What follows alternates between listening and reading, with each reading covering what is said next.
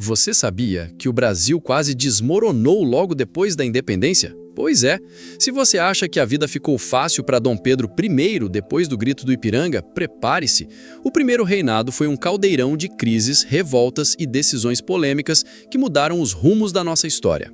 Aqui, no Vestígios Curiosos, vamos mergulhar nesse período turbulento que vai de 1822 a 1831.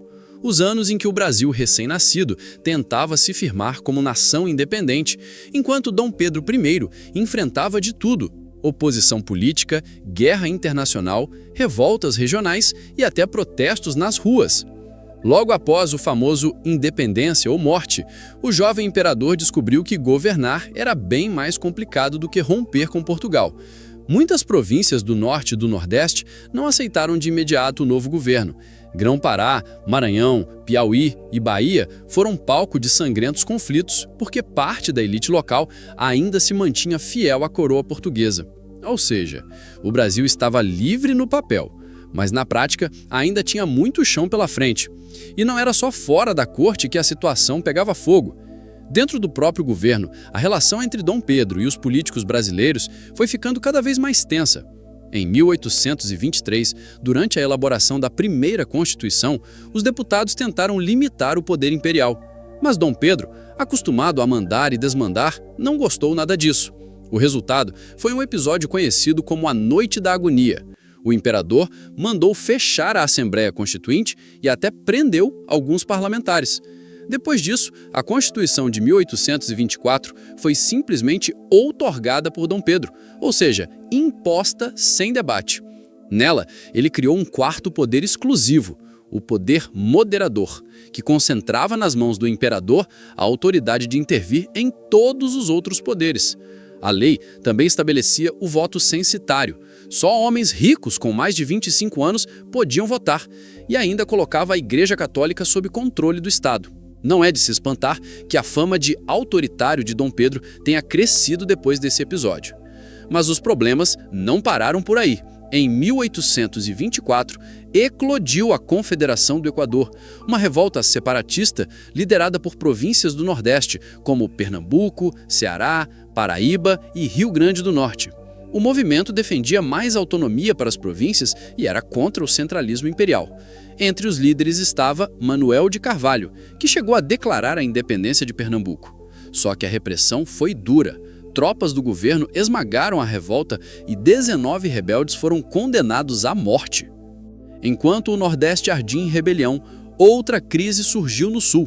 Entre 1825 e 1828, o Brasil se envolveu na Guerra da Cisplatina contra as Províncias Unidas do Rio da Prata, hoje Argentina e Uruguai. A província da Cisplatina, atual Uruguai, queria sua independência, e o Império Brasileiro gastou rios de dinheiro e milhares de vidas para tentar mantê-la. No fim, a derrota foi amarga. O Brasil perdeu a guerra e a Cisplatina se tornou o Uruguai independente. Esses fracassos políticos e militares desgastaram ainda mais o governo. A elite econômica reclamava dos altos gastos e do autoritarismo de Dom Pedro, enquanto o povo sofria com pobreza e instabilidade. Para piorar, em 1830, aconteceu o assassinato do jornalista Líbero Badaró, um dos maiores críticos do imperador. Embora o crime nunca tenha sido solucionado, a população logo associou o episódio a pessoas ligadas ao governo.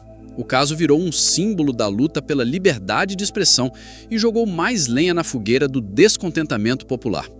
A situação explodiu de vez em março de 1831, no episódio conhecido como a Noite das Garrafadas. Ao voltar de uma viagem a Minas Gerais, Dom Pedro foi recebido no Rio de Janeiro com protestos intensos. O povo atirava garrafas contra os apoiadores do imperador e comerciantes portugueses que o defendiam entraram em confronto nas ruas com os opositores. Era o sinal definitivo de que o imperador havia perdido a base de apoio. Sem força política e sem respaldo popular, Dom Pedro I percebeu que não tinha mais condições de governar. No dia 7 de abril de 1831, ele abdicou do trono em favor de seu filho Pedro de Alcântara, que tinha apenas 5 anos de idade. Nascia então o período regencial, uma fase de transição marcada por mais revoltas e instabilidade até que o menino Pedro II assumisse o trono anos mais tarde.